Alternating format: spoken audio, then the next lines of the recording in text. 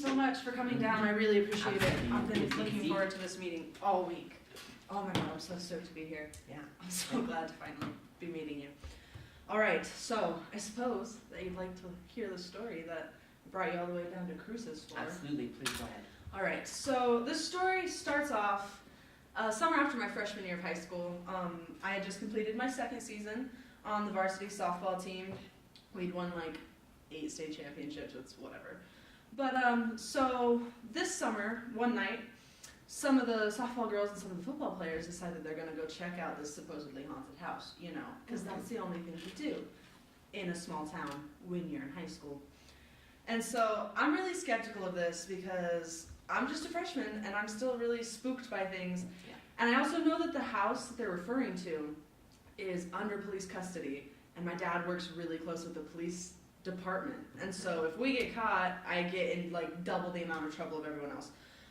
But all in all, I decided to go to not look like a giant baby, maybe get a little more respect from my teammates, you know? Yeah, it's riveting. Yeah, it is. It really is.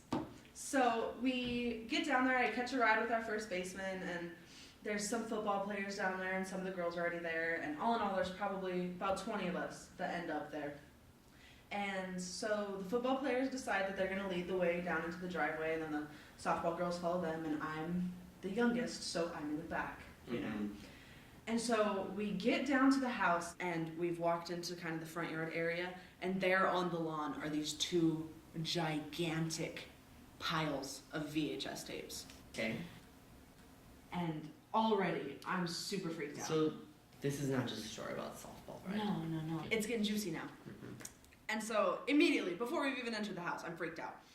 And so we finally get into the house, and it's just an ordinary house. Yeah. I mean, it's pretty unremarkable. Yeah. So we start, you know, perusing the downstairs, and then the guys head upstairs, and the softball girls slowly follow. And now, just because I'm the youngest one there doesn't mean I'm the dumbest one there.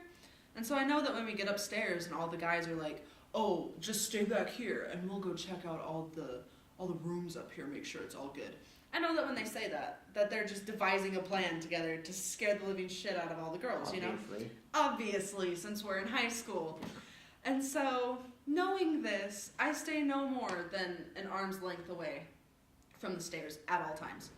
And sure enough, a few minutes later, everyone's let their guard down, and the guys just come busting out of the rooms, and they're like, we gotta go, there's something in there, like, holy shit, we need to leave.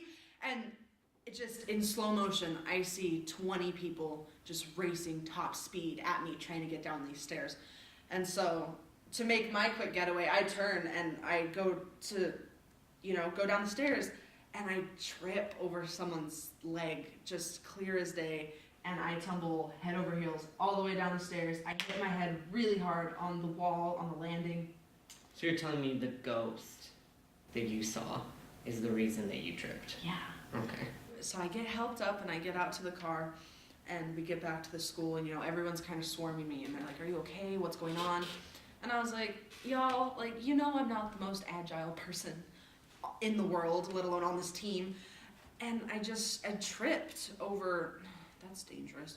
I tripped over someone's leg. I don't know what you want me to say. And they all kind of look around at each other, and I was like, what? And they were like, listen, you were the only person by the stairs when you tripped. And I was like, that sounds very fake. Because I saw all you guys running at me. I knew you were all trying to get down the stairs, so I just tripped over one of your guys' legs. And that's what happened. And our second baseman was like, no, dude, you couldn't have possibly tripped over someone because you were the only one over by the stairs. We saw you just fall. There was no one around you, and you just fell down the stairs. And I was like, that's not, because when I tripped, it didn't feel like I had tripped over a board or something that was jutting out of the house, it was a soft human leg. I know for a fact that that's what it was. And so I told him that. I was like, no, I know what I felt. I just tripped over someone's leg. And still to this day, they stand by their statement that no one was there when I tripped down the stairs, and I tripped over nothing. So there was no one near you? No one. When you tripped? Apparently. And you're sure? Yeah. That it was a human leg. Oh, absolutely. Without a doubt, that's what I felt. It wasn't just wood or anything? No. It wasn't some part of the house.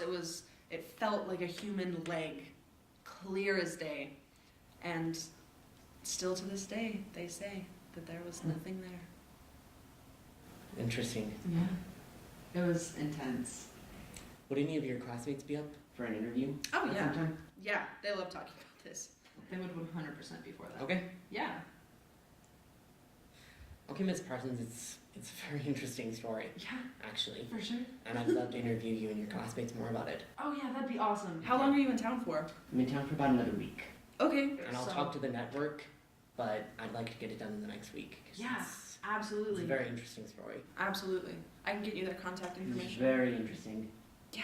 Yeah, it is. Okay. Okay. Okay. Miss Parsons. Man, I really appreciate your time. Great story. Thank you very much for your time. Thank you. Yeah. I'll see you later. Yeah, you have a good day. You as well. Yeah. Bill, did we get her contact information? You didn't get her contact info?